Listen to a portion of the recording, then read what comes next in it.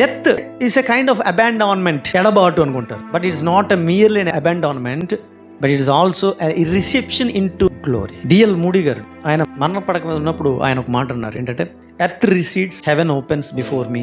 If this is death, it is sweeter. ఒకవేళ ఇదే మరణం అయితే అది మహా తీయనైంది. అంటే డెత్ బెడ్ మీద, అంటే ఇంకా కొద్ది క్షణాల్లో చనిపోతాడు అన్న సందర్భంలో డిఎల్ మూడీ గారు చెప్పినటువంటి మాట. అందరూ కూడా ఏడుస్తున్నారు, ఎందుకంటే ఇంకా చనిపోతాడు అనేటువంటి స్థితిలో చిక్కి శల్యం అయిపోయారు ఆయన. ఆ టైంలోనంట వీళ్ళందరూ ఏడుస్తుంటే ఈయన హాయిగా ఎక్సైట్మెంట్లో ఉన్నాడంటే, ఎక్సైట్మెంట్లో చెప్తున్నమాట, సంతోషంగా ఉన్నాడంటే.